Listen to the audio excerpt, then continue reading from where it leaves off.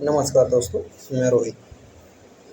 आप सभी के लिए भूगोल कक्षा 9 का तीसरा पाठ अफवाह पर हम चर्चा करेंगे। अफवाह क्या है, किन नदियों में कहाँ पाया जाता है, कैसे अफवाह तंत्र किसे कहते हैं, किस प्रकार से हमारा जल बटा पड़ा है और कौन कौन सी नदियाँ और कौन सी द्रोणी हिमालय नदियाँ, इन सभी के बारे में हम चर्चा करेंगे।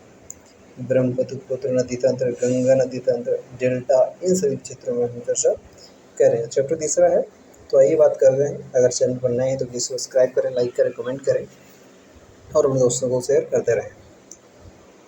तो आइए हम आगे चलते हैं। अफवाह क्या है कि अफवाह शब्द एक क्षेत्र के नदी तंत्र की व्याख्या करता है। किसकी व्याख्या करता है? नदी तंत्र की। भारत के भौतिक मानचित्र को देखिए, आप पाएंगे कि विभिन्न दिशाओं से छोटी छोटी धाराएं आकर एक साथ मिल जाती हैं तथा एक मुख्य नदी का निर्माण करती हैं। अतः इनका निकास किसी बड़े जलाशय, झील, समुद्र या महासागर में होता है। एक नदी तंत्र द्वारा जिस क्षेत्र का जल प्रवाहित होता है उसे एक प्रवाह द्रोणी क्या कहते हैं? एक अपवाह द्रोणी कहते हैं। मानचित्र का अवलोकन करने पर हमें पता चल ही जाएगा क्या होता है। ये जो धारा है, ये आ है, वाह है, ठीक है। दोनों धाराएं जल विभाजक, ये जो बना हुआ है, ये जो बना हुआ है, ये धारा है, ये धारा है, ये धारा है, हम ध्यान रखेंगे, ठीक है। ऊंचा क्षेत्र जिसे पर्वत या उच्च भूमि की दो पड़ोसी अपवाह द्रोणियों को एक दूसरे से अलग करती हैं, इस प्रकार की उच्च भूमि को जल विभाजक कहते हैं। जो ये बनी हुई है, ये क्या है? जल विभाजक। तो जल विभाजक में जो करती है, देखो ध्यान से, ये जल विभाजक मतलब जल को क्या होता है, एक तरीके से अगर ये जो नदी है, ये नदी जा रही है और यहाँ से अगर ये कोई यहाँ पे एक पहाड़ी, एकदम बड़ा सा पहाड़ खड़ा हो जाए, तो ये जल जो है अब कैसे जाएगा? अब जल ऐसे जाएगा और ऐसे जाएगा, यहाँ से नहीं। ये क्या हो गया? जल को बांट दिया, जल विभाजक। इसे ही हम जल विभाजक कहते हैं, ठीक है। ध्यान दिया होगा। विश्व की सबसे बड़ी अपवाह द्रोणी कौन सी है? अमेजन। सबसे बड़ी अपवाह द्रोणी अमेजन है, ठीक है। इन चीज़ों की हम ध्यान देते रहेंगे। भारत में अफवाह तंत्र। भारत में अफवाह तंत्र, भारत के अफवाह तंत्र का नियंत्रण मुख्यतः भौगोलिक आकृतियों के द्वारा होता है। इस आधार पर भारतीय नदियों को दो मुख्य वर्गों में विभाजित किया जाता है: हिमालय की नदियाँ, प्रायद्वीपीय नदियाँ। भारत के दो मुख्य भौगोलिक क्षेत्रों से उत्पन्न होने के कारण हिमालय, प्रायद्वीपीय नदियाँ एक दूसरे से भिन्न हैं। हिमालय की अधिकतर नदियाँ बारहमासी नदियाँ होती हैं, बारहमासी नदियाँ होती हैं। इनमें वर्ष भर पानी रहता है, इनमें वर्ष भर पानी रहता है, क्योंकि इन्हें वर्षा के अतिरिक्त ऊंचे पर्वतों से पिघलने वाले हिम द्वारा भी जल प्राप्त होता है। हिमालय की दो प्रमुख नदियाँ, जो हिमालय की दो प्रमुख नदियाँ हैं, सिंधु और ब्रह्मपुत्र, पर्वतीय श्रृंखला के उत्तरी भाग से निकलती है। कहाँ से निकलती है? पर्वतीय श्रृंखला के उत्तरी भाग से निकलती है। इन नदियों ने पर्वतों को काट कर गार्जों गार्जों का निर्माण किया है। हिमालय की नदियाँ अपने उत्पत्ति के स्थान से लेकर समुद्र तक के लंबे रास्ते को तय करती हैं। ये अपने मार्ग के ऊपरी भागों में तीव्र अपरदन करती हैं तथा अपने साथ भारी जल का सिल्ट बालू का संवहन करती हैं। मध्य एवं निचले भागों में ये नदियाँ विसर्प,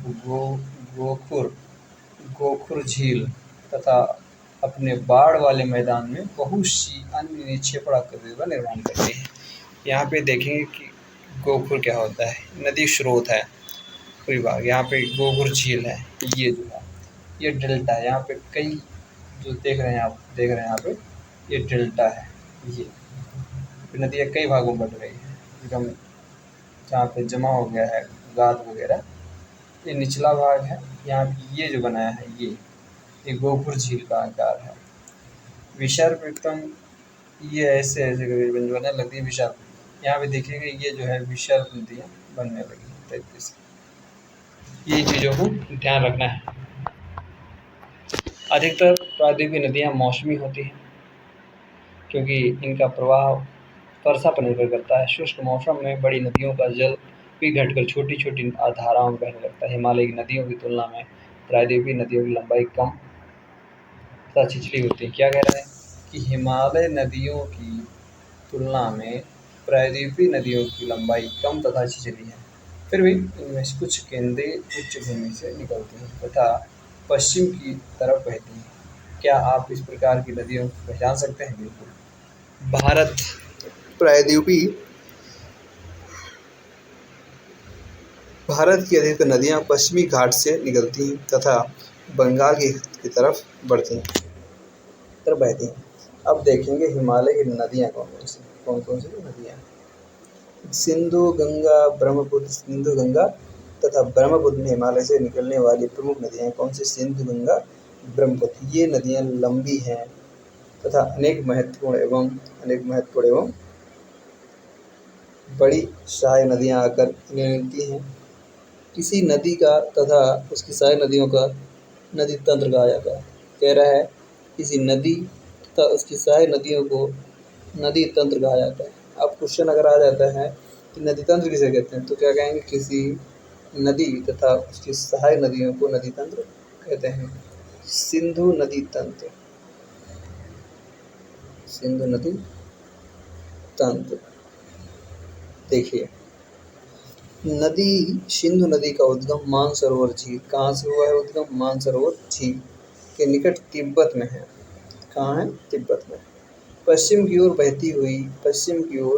बहती हुई नदी भारत में लद्दाख से प्रवेश करती है। कहाँ से? लद्दाख से प्रवेश करती है।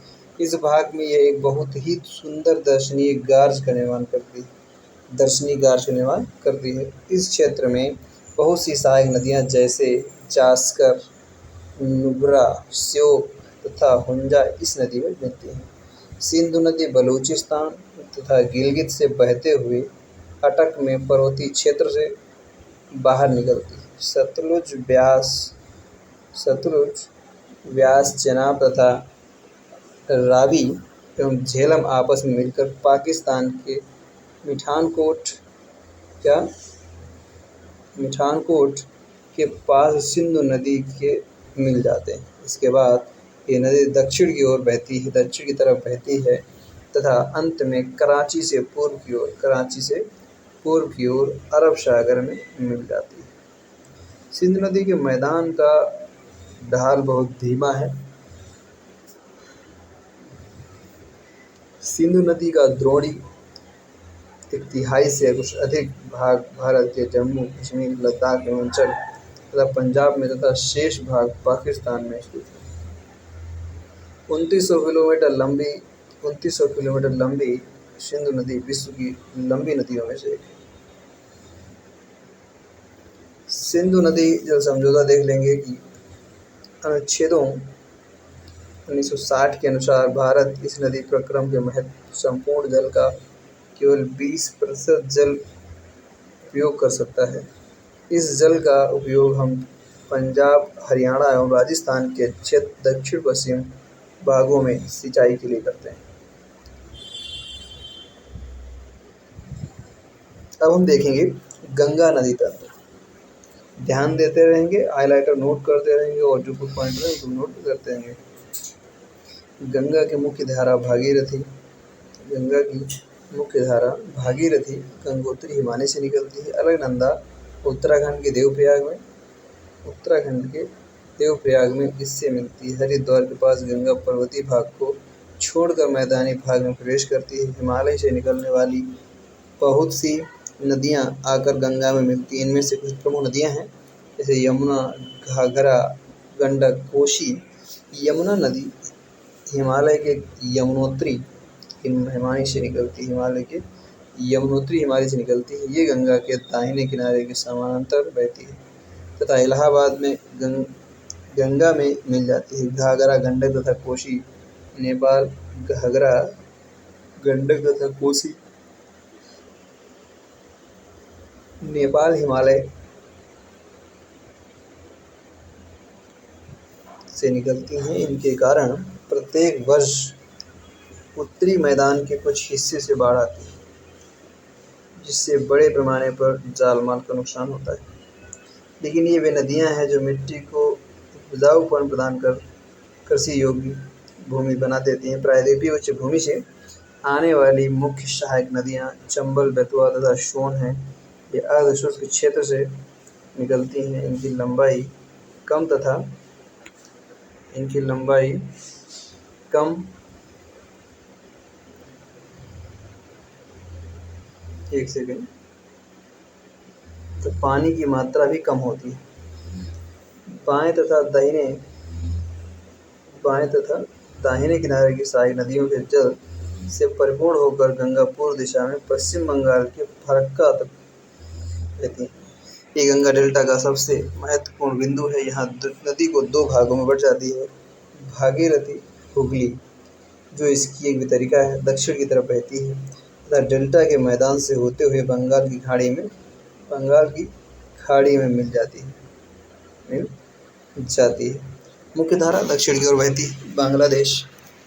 बांग्लादेश में प्रवेश करती है एवं ब्रह्मपुत्र नदी इससे आकर मिल जाती है। अंतिम चरण में गंगा ब्रह्मपुत्र समुद्र में विलीन होने से पहले मेघना के नाम से जानी जाती हैं। गंगा एवं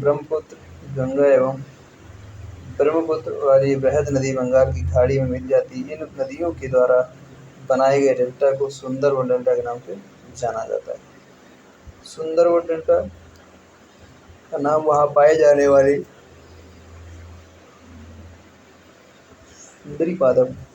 सुंदरी पेड़ से लिया गया है। सुंदरवन डेल्टा विश्व का सबसे बड़ा और तेजी से वृद्धि करने वाला डेल्टा है। यहाँ रॉयल बंगाल टाइगर भी पाए जाते हैं। जो चित्र दिया है देवप्रयाग में भागीरथी एवं अलकनंदा का संगम। ये जो चित्र है ये चित्र है खासकर, ठीक है।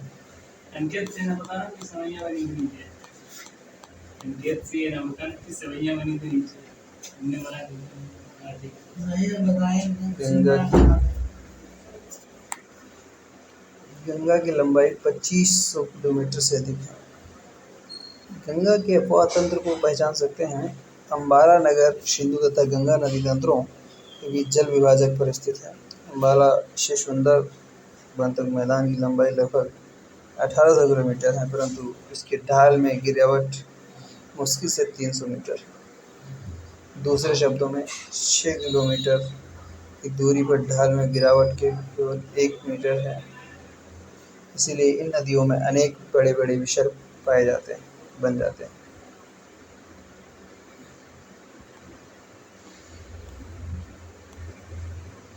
अब बात करेंगे ब्रह्मपुत्र नदी तंत्र। ब्रह्मपुत्र नदी तंत्र तिब्बत की मानसरोवर झील के पूर्व तथा सिंधु एवं सतलज के सतहों काफी नजदीक से निकलती है। इनकी लंबाई सिंधु से कुछ अधिक है, परंतु इनका अधिकतर मार्ग भारत से बाहर स्थित है। ये हिमालय के समानांतर पूर्व की ओर बहती है। नामचा बारवा शिखर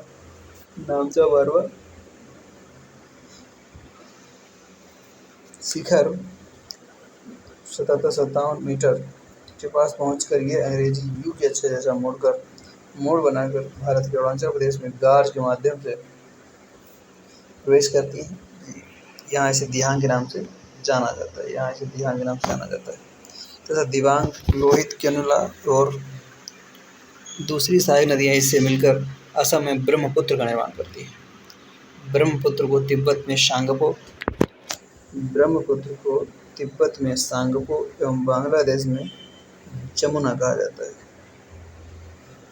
तिब्बत एक शीत एवं शुष्क क्षेत्र है।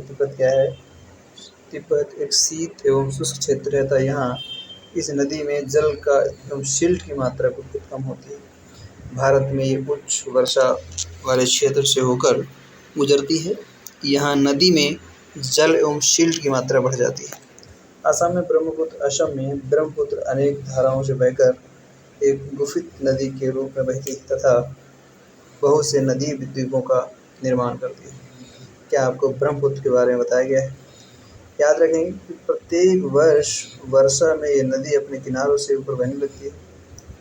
एवं बाढ़ के द्वारा असम तथा बांग्लादेश में अधिक क्षति पहुंचती है।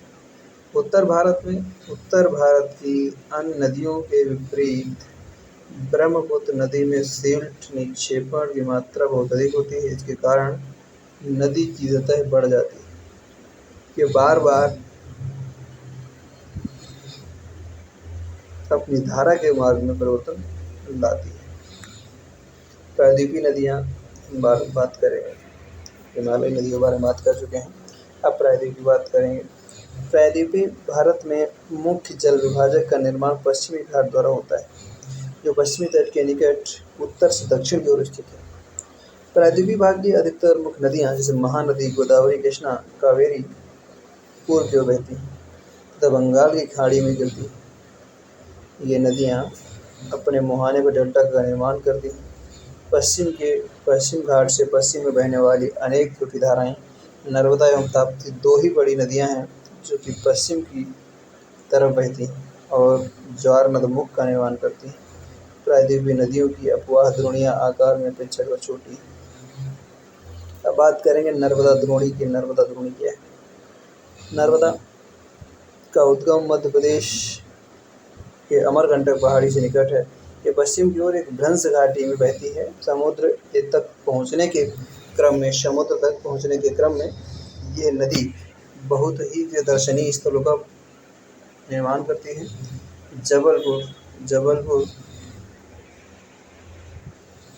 जबलपुर के निकट संगमरमर के शहरों में ये नदी गहरे गार से बहती है तथा जहाँ ये नदी तीव्र ढाल से बहती है वहाँ धुआंधार प्रपात का निर्माण करती है। नर्मदा की अन्य सहायक नदियाँ हैं वो छोटी हैं, इनमें से अधिकतर समकोण पर मुख्य धारा से मिलती हैं। नर्मदा द्रोणी मध्य प्रदेश तथा गुजरात के कुछ भागों में विस्तृत है। नर्मदा नदी के संरक्षण के लिए मध्य प्रदेश सरकार द्वारा नमामि देव नर्मदे नाम से एक योजना का प्रारंभ किया गया है। इस बारे में अब इस व्यवसाय को पढ़ सकते हैं, वैसे कोई आप ध्यान दे सकते हैं। ध्यान रखना है कि कौन सी योजना चलाई जा रही है। नमामि देवी नर्मदे, नर्मदा के संरक्षण के लिए किस सरकार द्वारा? मध्य प्रदेश सरकार। अब बात करें ताप्ती द्रोणी की। ताप्ती का उद्गम मध्य प्रदेश के बैतूल जिले, कहाँ से? बैतूल जिले के सतपुड़ा की श्रृंखलाओं से हुआ है। ये भी नर्मदा के समांतर एक भ्रंश घाटी में बहती है, लेकिन इनकी लंबाई बहुत कम है। इसकी द्रोणी मध्य प्रदेश, गुजरात तथा महाराष्ट्र राज्य में है। अब अरब सागर तथा पश्चिमी घाट के बीच का तटीय मैदान बहुत अधिक संकीर्ण है, इसलिए तटीय नदियों की लंबाई बहुत कम है। पश्चिम की ओर बहने वाली मुख्य नदियाँ साबरमती माही, भारतपुजा तथा पेरियार है। उन राज्यों के नाम गोदावरी नदियों, द्रोणी जो है गोदावरी द्रोणी की बात करेंगे। गोदावरी सबसे बड़ी प्रायद्वीपीय नदी है। ये महाराष्ट्र के नासिक जिले, कौन से जिले? नासिक जिले के पश्चिम घाट के ढालों से निकलती है। इसकी लंबाई 1500 किलोमीटर, कितनी? 1500 किलोमीटर। ये बहकर बंगाल की खाड़ी में गिरती है। प्रायद्वीपीय नदियों में इसका अपवाह सबसे बड़ा है। इसका द्रोणी महाराष्ट्र की नदी द्रोणी का 50% भाग मध्य प्रदेश, उड़ीसा तथा आंध्र प्रदेश में स्थित है। गोदावरी में अनेक सहायक नदियाँ मिलती हैं, जैसे पूर्णा, वर्धा, प्रणहिता, मंजरा, पेनगंगा से अंतिम तीनों सहायक नदियाँ बहुत बड़ी हैं। बड़े आकार के विस्तार के कारण इन्हें दक्षिण गंगा के नाम से भी जाना जाता है। किसको? गोदावरी को, या इनको पेनगंगा क्या कह रहा है? बड़े आकार और विस्तार के कारण इसे दक्षिण गंगा के नाम से जाना जाता है, गोदावरी।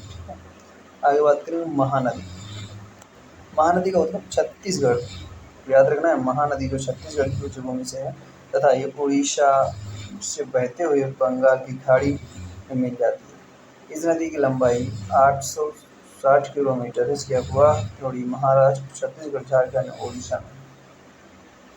कृष्णा द्रोणी पश्चिम महाराष्ट्र की कौन सी नदी? पहली गोदावरी, दूसरी कौन सा है?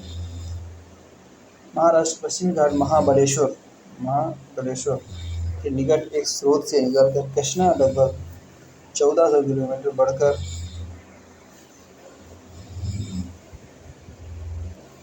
बहकर बंगाल खाड़ी में गिरती है। तुंगभद्रा, कोयना, घाटप्रभा, मूसी तथा भीमा इसकी कुछ सहायक नदियां हैं। इसकी द्रोणी महाराष्ट्र, कर्नाटक और आंध्र प्रदेश में फैली है। कावेरी द्रोणी कावेरी पश्चिमी घाट के ब्रह्मगिरी श्रृंखला से निकलती है तथा तमिलनाडु में कुल्लूर के दक्षिण में बंगाल की खाड़ी में मिल जाती है। इसकी लंबाई 760 किलोमीटर है। इसकी प्रमुख सहायक नदियां हैं अमरावती, भवानी, हेमावती, कावेरी। इसकी द्रोणी तमिलनाडु, केरल तथा कर्नाटक में विस्तृत है। आप जानते हैं कि भारत में दूसरा सबसे बड़ा जलप्रपात कावेरी नदी में आती है, जिसे शिव समुद्रम के नाम से जाना जाता है। प्रपात द्वारा उत्पादित विद्युत मैसूर, बंगलोर तथा कोलार स्वर्ण प्रदान की जाती है। इन बड़ी नदियों के अतिरिक्त कुछ छोटी नदियाँ भी हैं जो पूर्व की ओर बहती हैं। दामोदर, ब्रह्मणी, बैतरणी, स्वर्णरेखा तथा कुछ महत्वपूर्ण उदाहरण जो कि आप देखते रहेंगे।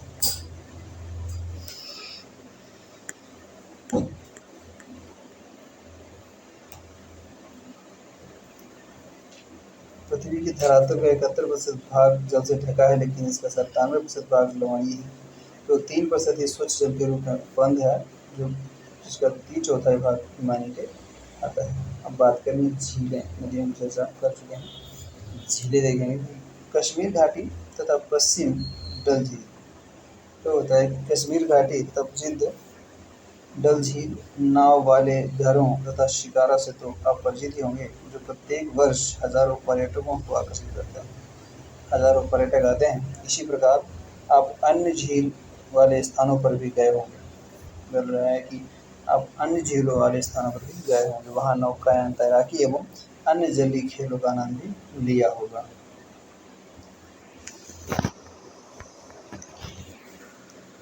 कल्पना कीजिए कि कश्मीर, नैनीताल एवं दूसरे पर्यटन स्थलों पर झीलें नहीं होती, तब क्या उतना ही आकर्षित करते जितना कि आज करते हैं। ध्यान देना है कि पृथ्वी की सतह के गर्त वाले भागों में जहाँ जल जमा हो जाता है उसे हम झील कहते हैं। बड़े आकार वाली झीलों को समुद्र कहा जाता है, जैसे कैस्पियन, मृत एवं अरब सागर। सब झीलें हैं लेकिन सागर हैं, जल जमा हो जाता है इसे झील कहते हैं। भारत में भी बहुत सी झीलें हैं कि एक दूसरे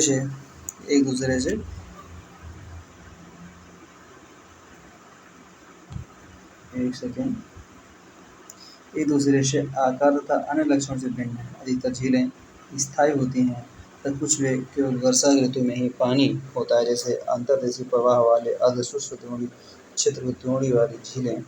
यहाँ कुछ झीलें ऐसी झीलें हैं जिनका निर्माण हिमानियों एवं बर्फ चादर की क्रिया के फलस्वरूप हुआ है, जबकि कुछ अन्य झीलों का निर्माण वायु, नदियों एवं मानवीय क्रियाकलापों के कारण हुआ है। एक विसर्ग नदी बाढ़ वाले क्षेत्रों में कटकर गोखुर झील का निर्माण करती है। सिफ्ट तथा बार रोधिका तटीय क्षेत्रों में लैगून का निर्माण करते हैं, जैसे चिल्का झील, पुलिकट झील, कोलेरू झील। ये सब झीलें जो हैं ध्यान रखना है। अंतर्देशीय भागों वाली झीलें कभी कभी मौसमी झीलें होती हैं। उदाहरण के लिए राजस्थान की सांभर झील, जो एक लवणीय झील लवण वाली जल वाली झील है, जिससे जल का उपयोग नमक के निर्माण के लिए किया जाता है। मीठे पानी की अधिकांश झीलें हिमालय के क्षेत्र में हैं। ये मुख्यतः हिमानी द्वारा बनी है। दूसरे शब्दों में ये तब बनी जब हिमानियों में द्रोणी गहरी बनाई गई, जो बाद में हिम पिघलने से भर गईं, या किसी क्षेत्र में शिलाओं अथवा मिट्टी से हिमानी बांध बन गए। इसके विपरीत जम्मू तथा कश्मीर की उलर झील भूगर्भीय क्रियाओं से बनी है। ये भारत की सबसे बड़ी मीठे पानी की झील है। अली प्राकृतिक झील कैसी प्राकृतिक झील, उलर झील जो कैसी प्राकृतिक झील। डल झील, भीमताल, सैनीताल, लोकताक, बड़ा पानी, कुछ अन्य महत्वपूर्ण मीठी पानी झीलें हैं। इसके अतिरिक्त जल विद्युत उत्पादन के लिए नदियाँ पर बांध बनाने में बीच से भी झील का निर्माण हो जाता है। गुरु गोविंद सागर बांध परियोजना।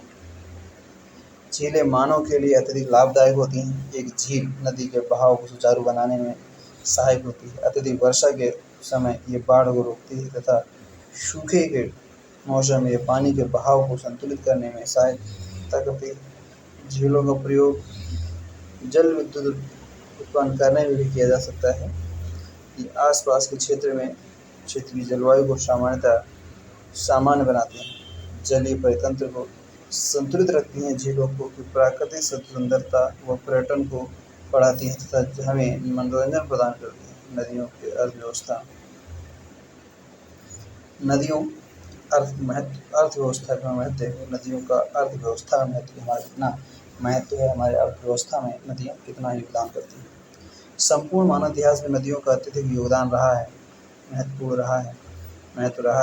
नदियों का जल मूल प्राकृतिक संसाधन है तथा अनेक मानवीय क्रियाकलापों के लिए अनिवार्य है। यही कारण है कि नदियों के तट में प्राचीन काल से ही आदिवासियों को अपनी ओर आकर्षित किया है। ये गांव बड़े शहर में प्रभावित हो चुके हैं। अपने राज्य एवं शहरों की सूची। भारत जैसे देश के लिए जहाँ की अधिकांश जनसंख्या जीविका के लिए कृषि पर निर्भर है, वहाँ सिंचाई, नौसंचालन, विद्युत निर्माण की नदियों का बहुत अधिक महत्व है। ये एक दिया हुआ है राष्ट्रीय नदी संरक्षण योजना NRCP। देश की नदी सफाई कार्यक्रम शुभारंभ 1985 में गंगा एक्शन प्लान GAP के आरंभ हुआ। 1995 में राष्ट्रीय नदी संरक्षण योजना NRCP के तहत नदियों को जोड़ने के लिए गंगा कार्य योजना का विस्तार किया गया। नदियाँ देश के जल का प्रमुख स्रोत हैं। NRCP का उद्देश्य नदियों के जल का प्रमुख स्रोत है। उद्देश्य नदियों के जल के प्रदूषण को कम करके जल की गुणवत्ता को सुधार करना है। आप वेबसाइट पर देख सकते हैं। अब नदी प्रदूषण देखेंगे कि नदी प्रदूषण क्या है। नदी प्रदूषण नदी की जल की घरेलू, औद्योगिक तथा कृषि में बढ़ती मांग के कारण इसकी गुणवत्ता प्रभावित हुई है। इसके परिणाम स्वरूप नदियों से अधिक जल की निकासी होती है तथा इसका आयतन घट जाता है।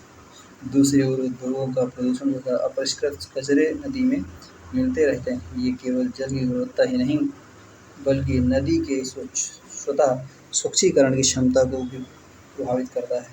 उदाहरण के लिए दिए गए समुचित जल प्रवाह में गंगा का जल लगभग